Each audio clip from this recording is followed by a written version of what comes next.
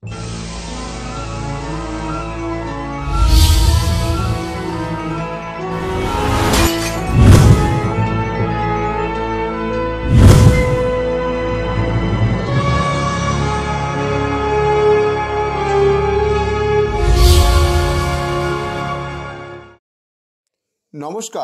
আপনারা দেখছেন কড়া খবর। এখন কড়া খবরে দেখুন, থাপাজ তাইকোন্ডো একাডেমির ছাত্রী রঞ্জু থাপা সম্প্রতি Sikkim first open invitational taekwondo championship 2025-এ যোগ দিয়ে জিতে নিল গোল্ড মেডেল।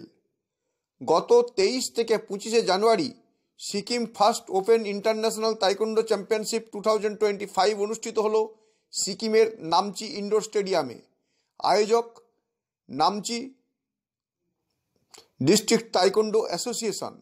দুদিনের এই তাইকোন্ডো চ্যাম্পিয়নশিপ প্রতিযোগিতা পশ্চিমবঙ্গ থেকে থাপাজ তাইকোন্ডো একাডেমির ছাত্রী রঞ্জু থাপা যোগ দিয়েছিল একজন প্রতিযোগী হিসেবে। সেখানে তার কোচ হিসেবে সঙ্গে ছিলেন থাপাজ তাইকোন্ডো একাডেমির রুবি থাপা, এবং অবশ্যই এই সফরে যোগ দিয়েছিলেন থাপাজ তাইকোন্ডো একাডেমির কর্ণধার তথা 4 ডান ব্ল্যাক বেল্টধারী এবং ইন্টারন্যাশনাল মাস্টার্স ডিগ্রিধারী রবি থাপা। প্রতিযোগিতার চূড়ান্ত পর্যায়ের খেলার শেষে গোল্ড মেডেল জিতে নিল বাংলার প্রতিযোগী রঞ্জু থাপা। উল্লেখ করা যেতে পারে, সিকিমের এই চ্যাম্পিয়নশিপ প্রতিযোগিতায় সিকিম সরকার আয়োজক সংস্থার সঙ্গে প্রত্যক্ষভাবে যুক্ত ছিল। চলুন এখন আমরা চলে যাই 2025-এর 23 এবং 25শে জানুয়ারি অনুষ্ঠিত এই Sikkim first invitational taekwondo championship সোনাজয়ী রঞ্জু থাপার কাছে। তার মুখ থেকে শুনে নিই প্রতিযোগিতায় অংশগ্রহণ, সোনা জেতা এবং সিকিম সরকারের আতিথেয়তা প্রসঙ্গে কি বলল সে। Sikkim first open invitation taekwondo championship আমরা গেছিলাম ফার্স্টে। ওখানে তোমরা যাওয়ার পর যে ওখানকার গভর্নমেন্ট নিশ্চয়ই তোমাদের খুব হেল্প করেছে, সেটা কি ধরনের? মানে ওখানে যে গভর্নমেন্ট, ওখানে যে গেছি ফ্যাসিলিটিটা ভালো দিয়েছে। আর ওখানে যে ফার্স্ট আমি দেখেছি, ফার্স্ট টাইম যেটা স্ক্রিন ছিল ওইটা আমি খুব ভালো লেগেছে। I like this. তো এখানে গভর্নমেন্টের যে ফ্যাসিলিটিটা খুব ভালো ছিল।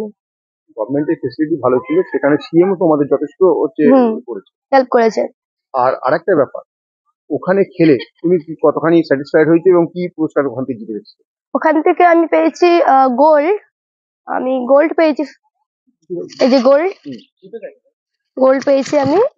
আর ওখানে মানে মানে ওখানে ভালো ছিল, মানে পুমসে ফার্স্ট আমি পুমসে করেছিলাম, পুমসেটাই ভালো ছিল। আর যে তোমাদের টিম ওখানে কেমন রেজাল্ট করেছে? টিম তো আমরা যাইনি, আমি একা গেছি আর আমি একা গোল্ড এনেছি। রঞ্জু থাপার সঙ্গে এই সফরে গিয়েছিলেন তার কোচ তথা থাপাজ তাইকোন্ডো একাডেমির ট্রেনার 4 ডান ব্ল্যাক বেল্টধারী রুবি থাপা। তিনি কি বললেন তাই শুনবো এবার।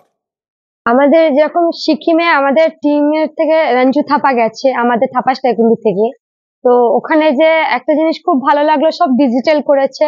আর ওখানে সরকারের খুব হেল্পও করেছে, যে আমাদের যারা হেল্প করেছে খুবই ভালো রেখেছে খেলাটা।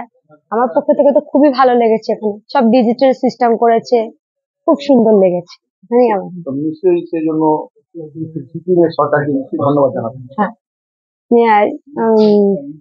ম্যামকে আর স্যারকে খুব ধন্যবাদ জানাই, খুব ভালো করে করেছে।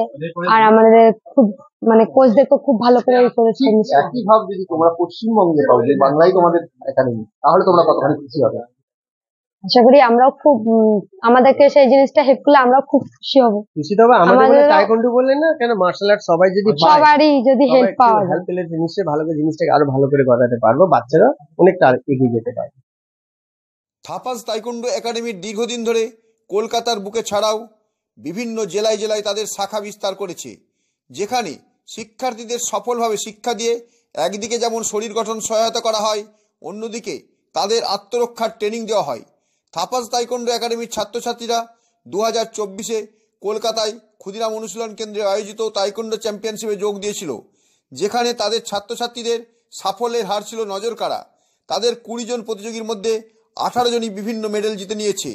তারপর সিকিমে চ্যাম্পিয়নশিপ প্রতিযোগিতায় একজন প্রতিযোগী প্রতিযোগিতায় যোগ দিয়ে সোনা জিতে এনেছে। অর্থাৎ তাদের সাফল্য এখানে 100%।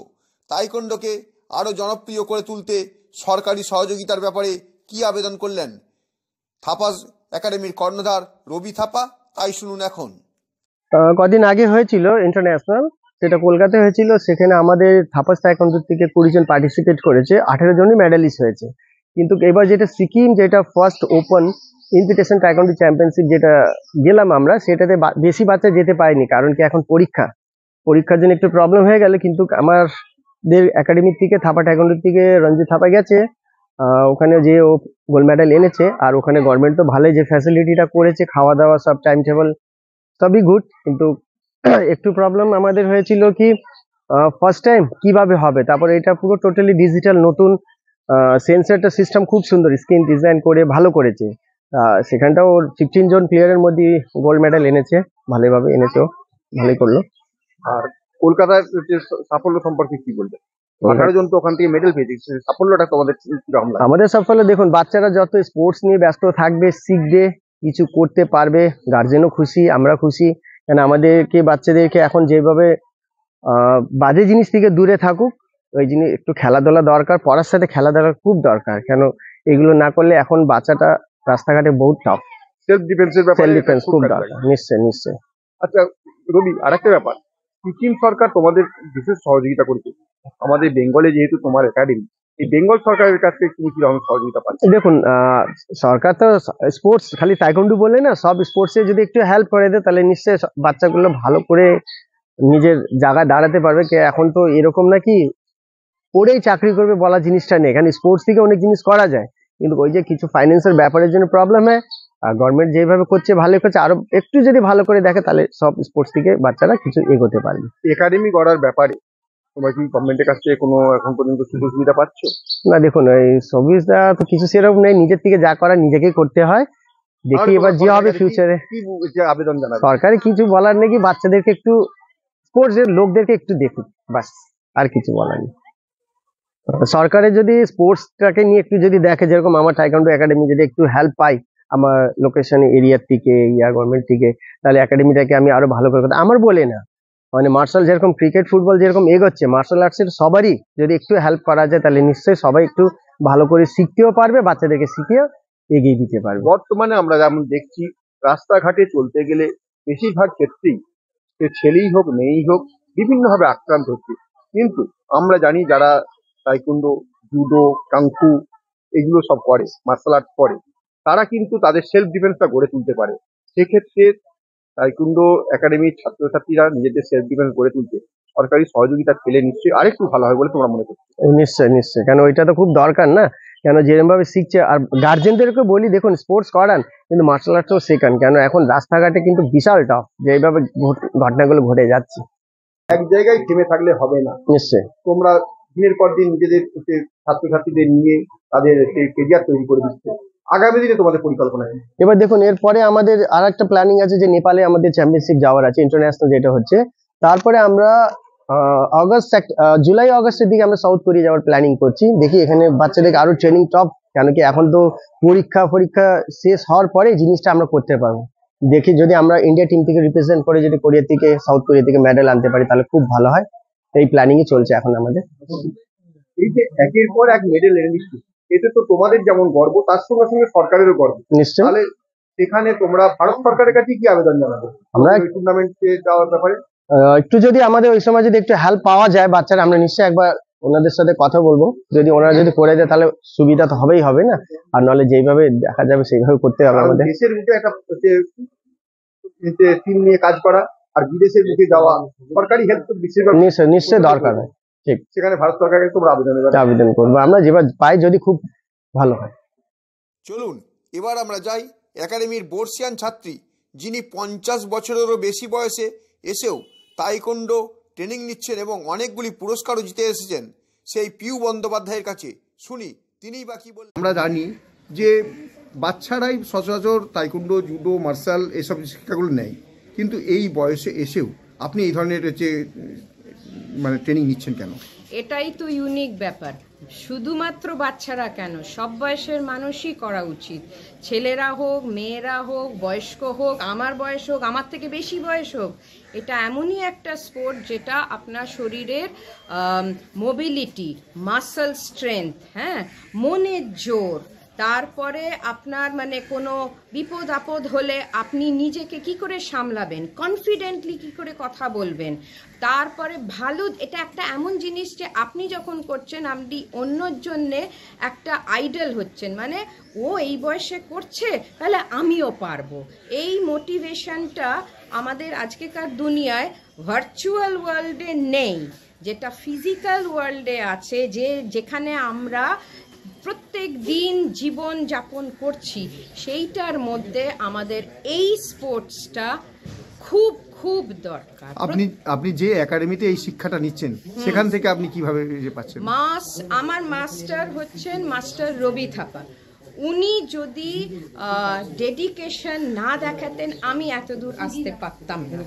ওনার ভীষণ সিনসিয়ার ট্রেনিং, উনি মানে ভালো জিনিস শেখান, প্রত্যেক দিন আমাদেরকে মোটিভেশন দেন কি তোমরা এইভাবে প্র্যাকটিস করবে, এইভাবে করলে শরীর ভালো থাকবে, শরীর হালকা থাকবে, তারপরে ভালো খাবে, জাঙ্ক ফুড খাবে না, টিভি কম দেখবে, মোবাইল অত দেখবে না, আর যখন কোনো কম্পিটিশনে যাবে সেগুলো লক্ষ্য করবে কিভাবে করছে, কিভাবে কম্পিটিশনের নিয়ম কানুন স্মার্টলি করছে, ডিসিপ্লিনের সাথে করছে।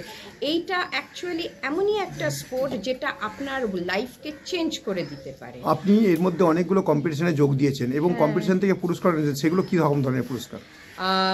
যখন গুডউইল গেমস হয়েছিল গত বছরে, গুডউইল গেমসে আমি গোল্ড মেডেল পেয়েছিলাম, পুমসেতে পেয়েছিলাম আর খিরকিতে। আর এই বছর যেটা 24 ডিসেম্বরে হলো, তো টাইকন্ডো ইন অ্যাকশন, ওইখানে যেটা মাস্টার জংকুকের হয়, উনি কোরিয়ার, ওইখানেও আমি আমার এজ গ্রুপে আমি গোল্ড মেডেল পুমসেতে করেছি।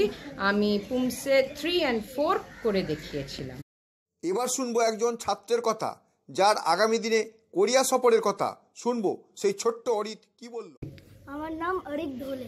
আচ্ছা অরিত, এই যে সম্প্রতি তোমাদের একটা দেখতে পাচ্ছি যে কোরিয়া সফরের একটা পরিকল্পনা নেওয়া হয়েছে তাইকোন্ডো একাডেমি থেকে, তুমি কি এখানে যাচ্ছ? হ্যাঁ আমি যাচ্ছি, আর আগের বার যাওয়া হলো না, কিন্তু এবার যাওয়া হবে। এবার যাচ্ছ? হ্যাঁ। সেখানে তুমি কি আশা করছো? আশা করছি কি সবাই কি আমরা গোল্ড মেডেল পাবো, সেটা যাচ্ছে, আর জিতে আনবো। Thank you. আপনি কি আপনার খবর সরাসরি সম্প্রচার করতে চান অথবা আপনার এলাকার খবর দেখাতে চান? তাহলে যোগাযোগ করুন কৃষ্ণপ্রসাদ পাত্র, ফোন নম্বর 8622800252 অথবা 8282860856 এই নাম্বারে, অথবা অর্জুন সেন সিপিআরও, ফোন নম্বর 9433138840 এই নাম্বারে।